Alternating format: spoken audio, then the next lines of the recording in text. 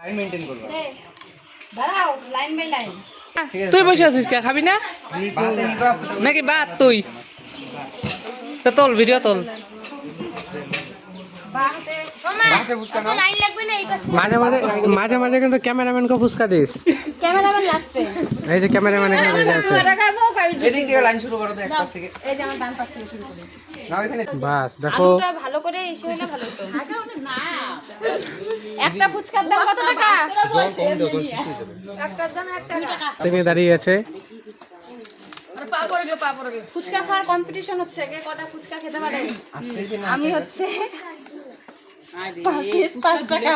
এই যে দেখো, ফুচকা খাওয়ার কম্পিটিশন হচ্ছে, পার পিস 5 টাকা।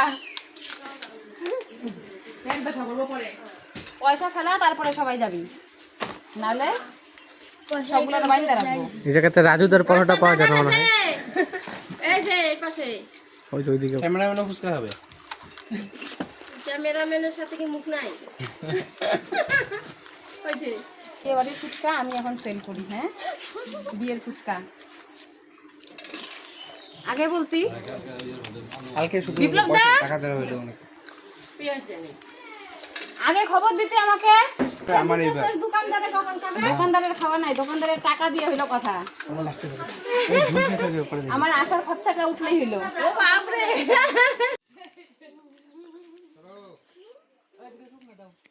কে কে আউট হইলো বল। কয়টা খাইছিস? কয়টা খাইছিস? গুনছিস? আমি 30টা। হ্যাঁ, 30টা। পাস করতেছ রে। কয়টা? 5টা না।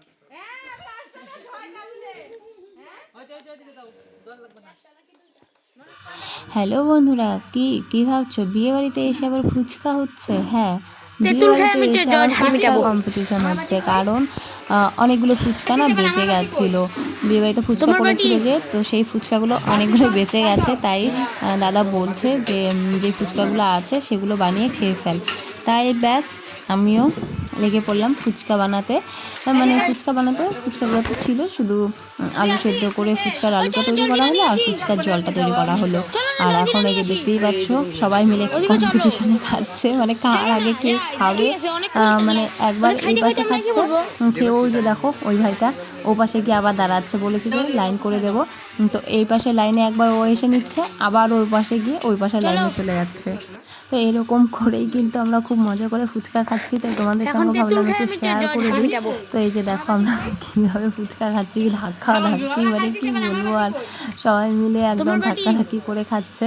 আর তোমাদের দাদাভাই নেই, তাই তোমাদের দাদাভাইকে খুব মিস করছি। ও বাড়িতে চলে গেছে আজকে, আবারও 2 দিন পরে আসবে, তাই ওকে ছেড়ে আমি এখন ফুচকা খাচ্ছি। এই যে ফ্রি, এই যে ফ্রি, ফ্রি লবণ হচ্ছে কল করতে ছিল। সব খায় কই লবণ দিও কোন জানেছে।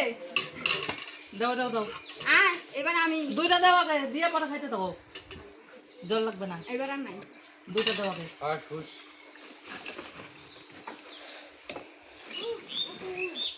ফুচকা ভালো করে বাইন না। আর ঝাল হবে ফুচকাটা, আলুটা সিদ্ধ হবে ভালো। আরে আলু রাস্তা দিয়ে ঢোকানোর জন্য। কি রে, আমি একটা খাইতেই পারতেছি না, কিন্তু বাবার বাটি হাতে দাঁড়াইছে। হ্যাঁ, সকাল বাটি ভাঙা লাগে। ওই আমার একটা চিয়া দে, উঠ না। কি হবে? ফাটিয়ে কিছু নাই। রিপিট করতে হবে আবার। হ্যাঁ, দেখো সবাই আছে, আমার বর নেই এখানে, তাই আমি আমার বরের জন্য এই যে রেখে দিয়েছি 2টো ফুচকা, আর একটা আমি খেয়ে নিলাম।